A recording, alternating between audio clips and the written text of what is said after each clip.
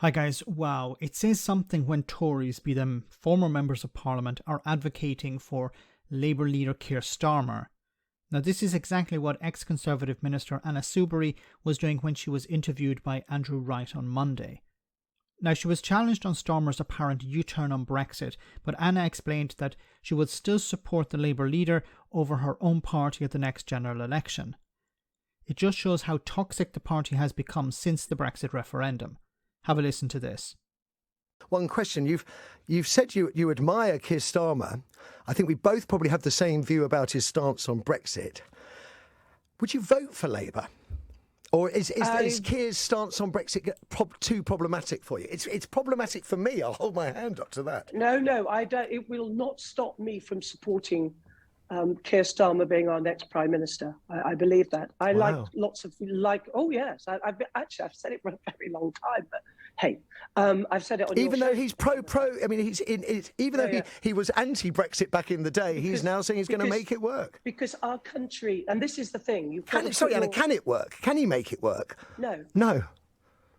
You can definitely do a better deal. And there are things that, you take the entertainment industry, you'll be familiar with this, Matthew. You know that people can't travel in the way that workers the way they did. They have to fill in carnets. These are forms that we used to fill in to take camera equipment and lighting and all the great, because we have a really, that's just one little tiny example.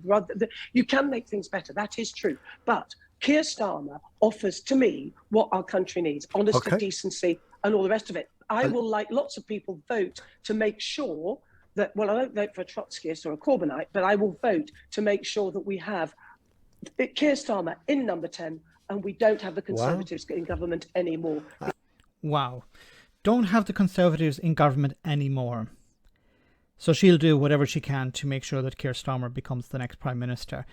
Now, when it comes to what she said about Brexit, about having a better deal, yes, it is possible, but it requires the UK removing some of its red lines. One of the red lines was the ECJ, the European Court of Justice, and on regulations. So it would require the UK moving in the direction of embracing EU rules and regulations and the ECJ.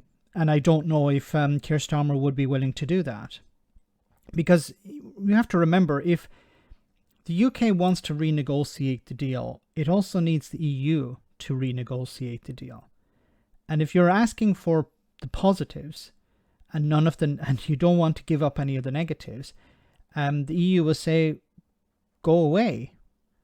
There has to be some sort of benefit for the EU. In any negotiation, if you want to renegotiate any type of contract or any type of agreement, to bring the other side back, you need to offer them something.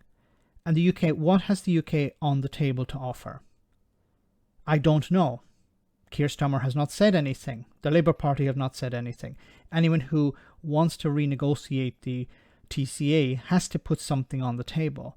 Yes, there are huge benefits for the UK about as a consequence of renegotiation. But there has to be benefits also for the EU. Otherwise, they're going to say, go away, we can't be bothered. Now, I don't know. Perhaps it's possible to have bilateral agreements. These cannot, of course, breach EU law, but it's possible to have bilateral agreements, perhaps on some of these issues when it comes to individual member states, which could improve trade and access to markets and some sort of freedom of movement not for British citizens, but for EU ones into Britain. This is something that perhaps the UK government could do in the future. When it comes to travelling musicians, I don't know what can be improved. I don't know what is actually possible, because this was actually something that could have been negotiated back in 2020, and Boris Johnson's government at the time said, no, we're not interested. Other ones like Erasmus was something that was possible, but it was shut down by Brexiteers. So if Keir Starmer wants to improve on Brexit, then he has to also accept things that are currently unacceptable to the British establishment. Let me know in the comment section, guys, what you think about all of this. As always, your comments are greatly appreciated. Thanks a lot.